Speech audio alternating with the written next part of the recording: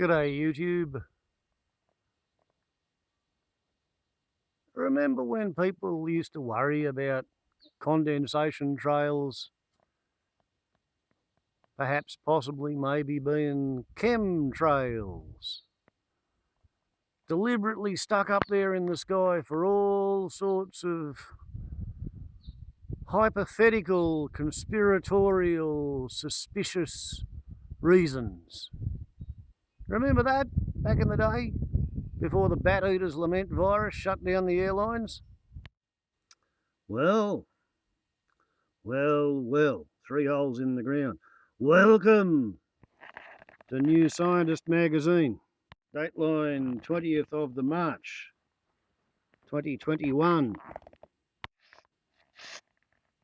Featuring a feature on cloud control, with an editorial on solving the climate crisis, an overview of the AstraZeneca COVID vaccine blood clot storm in a teacup.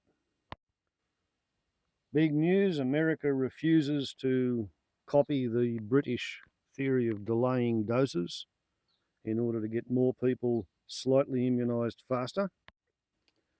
Coverage of counterintuitive conflicting findings. Coverage of the fact that the virus is mutating faster than we are vaccinating. Other variants is this baby shit green colour. B117, the UK variant, is in red. B1.351, the South African variant, is in blue, right down at the bottom there. And P1, the Brazilian variant, is in black at the very, very bottom of the graph. So essentially the British variant is taking over and causing an increase in cases and deaths. Blue sky coverage of hibernation and ageing. Earth was a melted mess. Digging up battlefield dead from 1491. Speaking of alien rocks whipping through the solar system. Discussing why electric catfish can't be electrocuted. The Pacific Ocean is radiating more heat to space than the rest of the Earth is. Hollywood's idea of hunting small game may have driven human evolution and expanded our brains. More people flogging artificial intelligence. Robots raise wages for all, but they increase the gender pay gap. This is an amazing photograph. I love it. I love it. We've got the pectoral and ventral fins being enlarged to function as main planes and tail. Well, it's not actually a stabilizer because it looks like it's a lifting surface there. So it's a sesquiplane of the tandem wing layout. But the bit that I really like to focus in on is the way the bottom lobe of the tail has been extended to become a single oar, a skull. And the skull propels the fish forward to such a velocity that it can actually rotate, put its nose up, climb, and then glide at its best lift drag speed and cover 400 metres. 400 metres to escape from a predator. The electricity in the story is, well, they're trying to figure out which genes are switched on and off in order to enlarge the fins to the point where they can function as wings. But I just love the aerohydrodynamic interface effect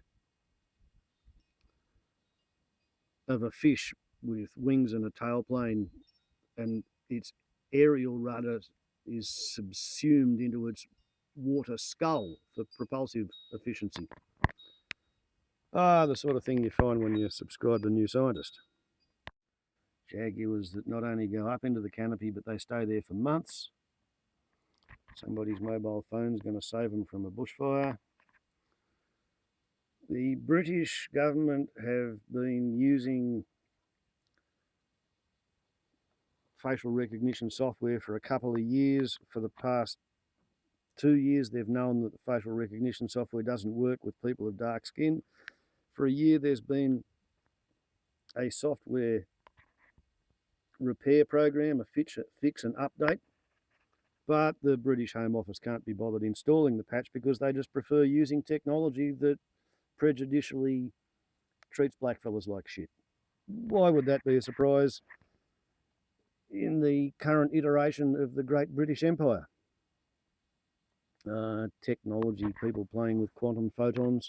Wooden floors can generate power as you walk on them if you use a particular fungus to rot balsa wood and then switch the fungus off and then put a veneer of something hard over the top. Technically, you can get a bee's dick worth of electricity out of a piece of treated balsa wood. What a wafting. A bunch of people were massacred 6,200 years ago. Been analysed to reveal their ages, sex and ancestry. There were 41 people of both sexes, almost all age groups. The youngest was 2 years old, the oldest about 50. Radiocarbon dating of each individual and layers of the mass grave indicate they were killed and buried in 4,200 BC. Yep. AI can assess pain of sickle cell disease because you wouldn't want to listen to what people say about how much pain they're in. You need to have a robot to tell the doctor that the patient really is in pain. More twins being born now than ever. The global rate of twin births has risen. Data from 165 countries, there were 9 twin births per 1,000 births in the 1980s, but there are 12 twin births per 1,000 today, up by like 50%. 4 out of 8 is 50% more. Fertility treatment may be a factor as the hormones used to promote the production of eggs can see 2 released at once. COVID stimulus plans bad for nature because everything the politicians want to throw money at in order to get people back to work quickly trashes the bloody environment. But it's okay, we've come up with a sponge which might soak up some of the oil we spill in the Arctic. They've measured the gravity of a 90 milligram gold sphere by getting another tiny little gold sphere right beside it in a vacuum and wobbling one gold sphere and observing the effect that the gravity of the wobbly sphere had on the sphere that was close beside it. And why you'd want to do that, I really don't know, but they had fun. Women may have ruled over an ancient European civilization because they found a grave with a man and a woman, and the woman had all the grave goods. They've come up with a sensor to warn you that you're sitting too still while you're riveted to the screen and playing with your keyboard. After wiping out most of their nature, the Europeans have decided it's time to call for people to protect the pollinators. Good luck. Who wants to be an animated GIF millionaire? Not me. We have a healthy looking letters column, and in an animist view of the universe, when the little starlings die, they go up into the sky and they join the great spirit of the starlings, which tells all the little starlings what to do and where to go and how to live their lives. And every now and then the starlings come together and form a murmuration. And this particular murmuration of starlings does a very, very, very fair job of illustrating the animist view of the big starling in the sky.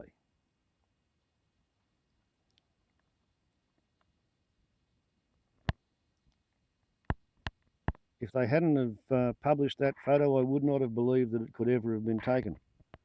And I'm sure there's people who are going to say, oh, Photoshop, fakery, fakery, fakery, but apparently not. This extraordinary image taken as dusk approaches looks like a soaring bird from a fantasy film. In reality, it is a murmuration, a huge swarm of starlings moving and pulsating as a single spectacular mass in the sky. Murmurations can comprise up to hundreds of thousands of flying starlings, though few are quite as dramatic as this one. Photojournalist James Crombie captured it over Loch Ennell, a lake near Mullingar in Ireland, after more than 50 visits in which he took hundreds of shots.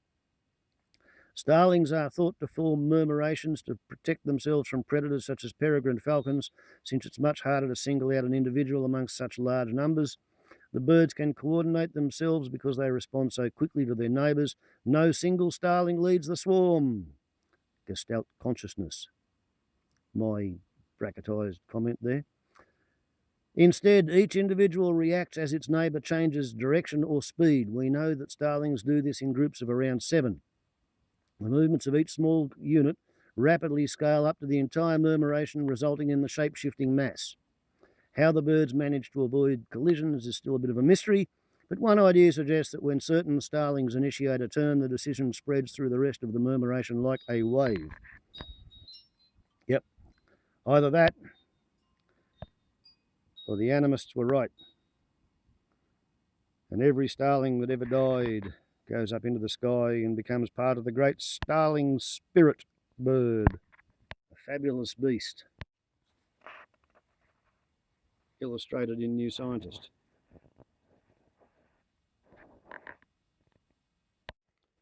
We look at Elon's habit of blowing up starships, drugs in the dark web, stuff you're not allowed to miss, reviewing a science fiction book about a solar-powered artificial friend, something for the optimists to feel hopeful about, despite all the evidence. Oh, bright and shiny landfill, oh, bright and shiny landfill, oh, bright and shiny landfill, for thus we trashed the earth. And New Scientist magazine advertises all the greenwash, because don't act your age, act your shoe size instead. Placebo effect, placebo effect, placebo effect. Catch some air there, Granny. Wind up in a wheelchair there, Granny. Here we go. It's all to sell more Viagra. And then we come to the feature which caused me to make the video. Aircraft create a web of contrail clouds that warm our planet a surprisingly large amount. Can we banish this fluffy menace for good? David Hambling investigates. Cloud control. There are few more delightful antidotes to stress than to lie on your back in warm grass and watch the clouds go by. As children, we love finding the outlines of animals and castles in the billowing shapes. As adults, there is something calming and comforting about those fluffy tufts of white drifting slowly past. Clouds are beautiful. Clouds are innocent.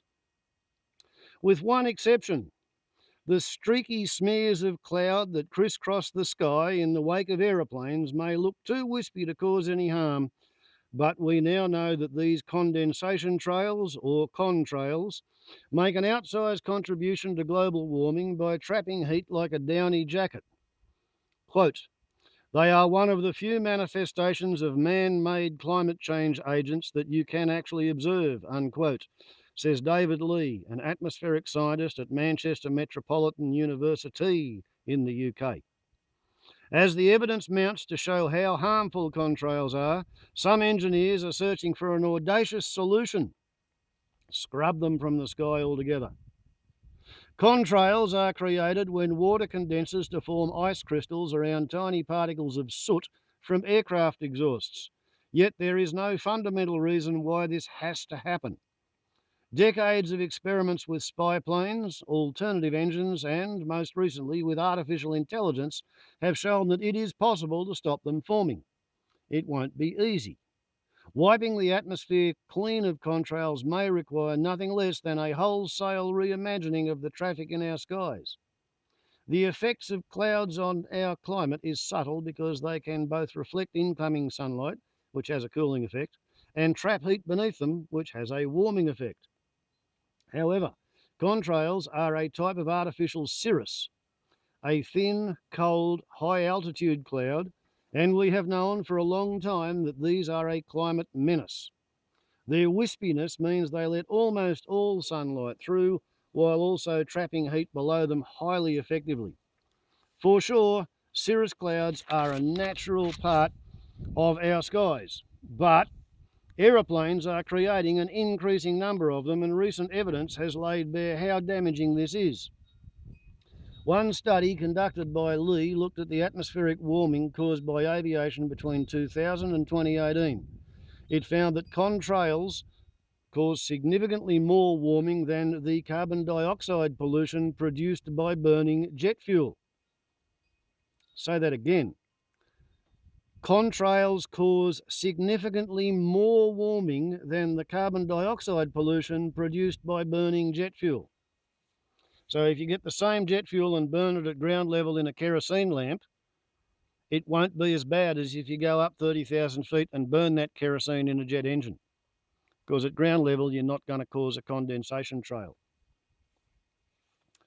Back to the text. It found that contrails cause significantly more warming. 57% of warming was due to contrails and only 34% was from CO2. The other 9% was down to other components of exhaust fumes. Nitrogen dioxide, perhaps? Nitrous oxide? I don't know. Water vapour? As in vapour, not condensation, because water vapour holds heat, whereas condensation does all these reflective things that the clouds are capable of doing. So 57% of warming was due to contrails, only 34% was from CO2, the other 9% was down to other components of exhaust fumes. That may come as an unwelcome surprise to climate-conscious travellers paying to offset the carbon emissions from their flights, because such offsets overlook the impact of contrails. Admittedly, comparisons between CO2 emissions and contrails are fraught, bracket with difficulty, close bracket. A lot of people don't ever complete that phrase. Fraught doesn't mean fraught, it means fraught with difficulty. Fraught just means encumbered by. Dangerously likely to demonstrate. This is because greenhouse gas can stay in the atmosphere for hundreds of years, whereas contrails hang around for a maximum of about 12 hours. Still, contrails are a massive and growing problem. The rise of air traffic may have been stalled by the COVID-19 pandemic, with air passenger numbers falling from 4.5 billion in 2019 to 1.8 billion in 2020. But assuming some sort of return to normality in air travel, passenger numbers could easily begin to increase again, and perhaps very rapidly once the pandemic is under control. So, how do we curb contrails? One method might be to have planes fly at high altitudes. The density of contrails depends on how moist the air is, and humidity declines with altitude as the air thins. If aeroplanes were to fly at 18,000 metres, the cruising height of a Concorde, there wouldn't be enough moisture for contrails to form. However, a plane like the Boeing 777 cruises efficiently at about 10,000 metres, and it just isn't built to fly significantly higher. In any case, atmospheric scientists don't know enough about exhaust pollutants, such as nitrogen oxide, how exhaust pollutants, such as nitrogen oxides, would affect the atmosphere when released at such high altitudes. If they were to damage the ozone layer, which absorbs harmful ultraviolet radiation from sunlight, that might outweigh the benefits of contrail control. Rearview mirror. Perhaps we can learn a lesson from a time when contrails were a concern for a reason other than climate. In the 1950s in the US, the CIA was preparing for the high-altitude U-2 spy plane to fly over the Soviet Union. It was capable of flying much higher than Concorde, but didn't do so all the time. A visible contrail would be easy for Russian interceptor jets to home in on, there was, it turned out, a way to avoid that risk. Although humidity tends to decrease with increased altitude overall, there are layers of air throughout the atmosphere with higher and lower humidity thanks to local weather conditions. This meant that adjusting the U2's altitude by a few hundred metres would usually stop the formation of contrails, or, quote, conning, unquote, to use the aviation slang. The only trouble was that pilots often couldn't tell when they were leaving a trail. In the end, the CIA found a simple fix, fitting a rear view mirror outside the U2's cockpit. That way, pilots could see their own trails and try switching altitude. This low-tech solution wouldn't be practical in the maelstrom of modern air traffic. And with contrails back in the spotlight for environmental reasons, the hunt is on for a better fix. And in the interests of puncturing Uncle Spam's hyper-patriotic propaganda story, the idea of using a rear vision mirror in order to obviate contrail formation, in order to prevent the detection of high-altitude aerial photographic reconnaissance flights, did not at all in any way start with the CIA and the U2. It started with Spitfires and the Photographic Reconnaissance Unit in 1940 in England, under the command of Sidney Cotton, the Australian eccentric maverick.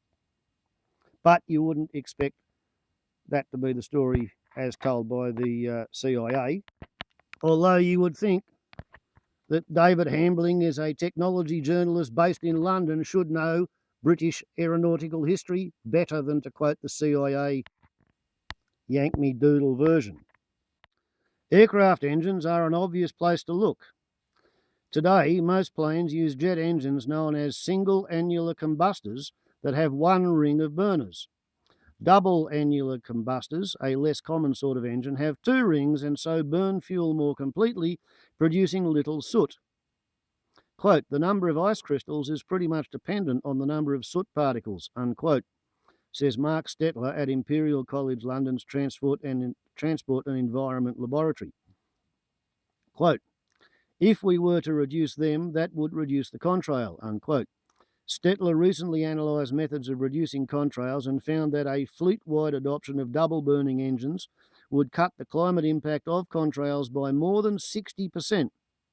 Switching the engines of the world's airliners is too expensive to be feasible in the short term. However, there is one idea that might provide a quicker fix. It involves a return to the CIA's method of shifting altitudes so that planes fly in layers of air with low humidity, but this time guided by something a little more sophisticated than a rear-view mirror. Forgive the gunfire, my neighbours are restless. The idea is to use real-time atmospheric models to pinpoint in advance low humidity layers of the atmosphere where contrails won't form, then divert planes accordingly. Making such predictions is a huge challenge, but Adam Durant, the founder of Satavia, a company based in Cambridge, UK, says his firm can do it. Satavia has developed a planet-wide model of the atmosphere up to an altitude of 18,000 metres, fed with detailed meteorological data and processed by AI. Quote, we're now able to run our complex atmospheric models in hyper-resolution and at a global scale for the first time, unquote, says Durant. In principle, this would make it possible to route flights so that they form fewer contrails. If it can be done, there is evidence to suggest the effects will be important. Did you pick up the three qualifiers in there? In principle, this would make it possible so that they form fewer contrails. If it can be done, there is evidence to suggest the effects will be important. Maybe, perhaps, possibly, if, maybe, kind of, it would be nice, perhaps if it is possible. If so, yes, it will be important, but will it work? In the same study that examined engine changes, Stettler looked at a set of flights over Japan and found that a tiny number of them, which he calls big hits, accounted for the vast majority of the warming caused by contrails. The flights responsible tended to produce contrails that hung around for a long time. If these flights, accounting for just 2% of traffic, were diverted so that they did not produce contrails, the warming effect on climate would again be reduced by 60%. Emirates Airline, based in the United Arab Emirates, has agreed to work with Satavia to test the idea in the coming months. So, okay, they're giving it a go. Fasten seat belts. It isn't a perfect fix. Greg Thompson at Satavia points out that diverting planes to lower altitudes can increase fuel burn. Yes, because fuel in jet engines burns in proportion to the density of the air through which they fly. So the lower down the density of the air, the more oxygen, therefore the more fuel you have to pump through. While pushing them higher increases the risk of turbulence. Quote, do I ask passengers to wear seatbelts during possible turbulence in order that we avoid producing a contrail, he asks. Klaus Gierens at the German Aerospace Center Institute for Atmospheric Physics near Munich has cast doubt on whether the strategy will be effective. He recently compared two methods of predicting contrails with real weather data and contrail observations. The results suggested that predicting where contrails will form is possible, but it's much harder to predict which will be long-lasting. So Stettler's, quote, big hits, and it is these that do the damage. Gierens didn't test the method used by Satavia, however. The full details haven't been made public. The firm remains confident that it has cracked it. So basically, we have this secret method that we're not telling anybody else about, and we say it's going to work really well. Meanwhile, the people who've tried every other method known to humanity says, yeah, you can guess where they're going to happen, but you can't guess how long they're going to hang around for. The weekend warriors. Let's hope they're chasing wild feral pigs. Deer, perhaps? Couldn't possibly be a fox. They've fired off too much ammunition.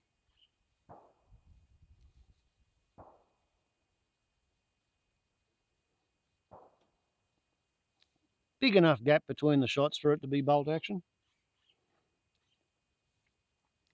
The history books might record 2021 as the beginning of the end of contrails, but their demise is going to take a while. Until then, when we look up on a clear day, we will see a wispy reminder that the planet is slowly and steadily getting warmer.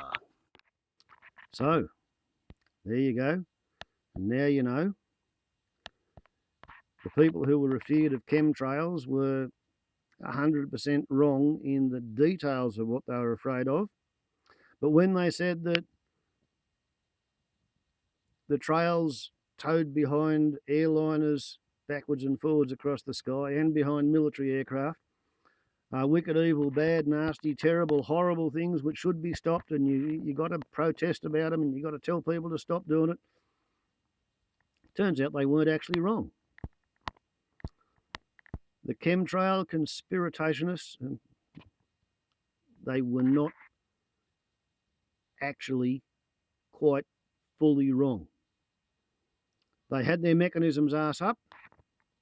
They didn't really know what they were talking about, but their gut response was in fact correct.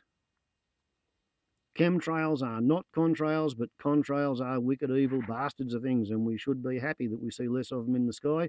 So therefore, yay team Bat Eaters virus. All hail the Gaia hypothesis. The ecology of the biosphere is pushing back.